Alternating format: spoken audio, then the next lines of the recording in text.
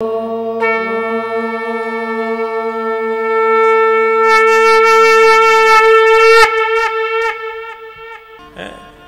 अगर ये सबको ये मुक्त, और जिसने कथा नहीं सुनी तो क्या लिखा है? मिथ्या सुजन्म जननी जनि दुख भाजा। उसने तो केवल अपनी माता को केवल प्रसूति का दुख ही दिया और कुछ नहीं उसका। वो तो पृथ्वी पर कैसे डोलता है? ते मृत्यु लोके भुवबार भूत्वा मनुष्य रूपेण मृगाश्चरन्ति। बिना सिंह का पशु है वो तो भैया। अच्छा महाराज ये बताओ, कथा सुनने से आज तक किसी का उद्धार हुआ है? बोले हाँ हुआ है ना। बोले जीती उद्धार करती है वो तो ठीक है, पर एक बात बताएं, भागवत कथा मरने के बाद भी अगर कोई भयंकर अपराध करे वो मर जाए तो उसका भी उद्धार कर देती है। अच्छा तो भागवत कथा तो संस्कृत में सुननी चाहिए ना, क्योंकि वो श्लोक 18,000 श्लोक भागवत जी के हैं, पर ये हिंदी की कथा क्यों सुननी चाहिए? तो महाराज सौनकादि ऋषियों ने कहा, बोली ये जो कथा है ना ये भी मूल ही कथा है। उदाहरण से देख लें, जब भागवत जी जब भगवान स्वधाम जाने लगे 125 वर्ष के बाद, तो भगवान ने क्या किया?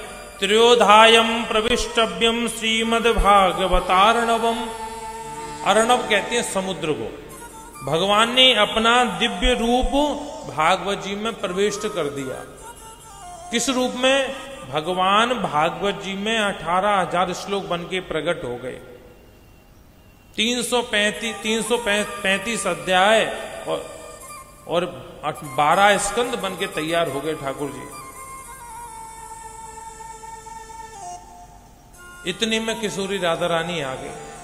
राधा रानी ने देखा श्याम सुंदर चले गए, मुझे छोड़ गए। ध्यान लगा के देखा, अरे वो कहीं नहीं गए, वो तो भागवत जी में संस्कृत के 18,000 श्लोक बन के बैठे हैं। तो प्रिया जी के मन में विचार आया, एक तो ये साबरा वैसे ही भक्त के लिए बड़ा दुर्लभ है, बड़ा टेढ़ा है, उस पे भी ये और टेढ़ा बन गया, क्योंकि संस्कृत बड़ी कठिन है। जब तक आप किसी गुरुकुल में जाओगे, महाराज विभक्तियां पढ़ोगे, रूप पढ़ोगे, व्याकरण पढ़ोगे, तब अच्छे से पढ़ लोगे, तब जाकर के आपको भागवत जी का अर्थ समझ में आएगा, तब संस्कृत पढ़ सकते हो। और नहीं पढ़े तो बस वही। बोले इसका मतलब तो ये तो अपने भक्त से और दूर चला गया। तो प्रिया जी का काम है राधा रानी का भगवान के भक्तों को भगवान से जोड़ना।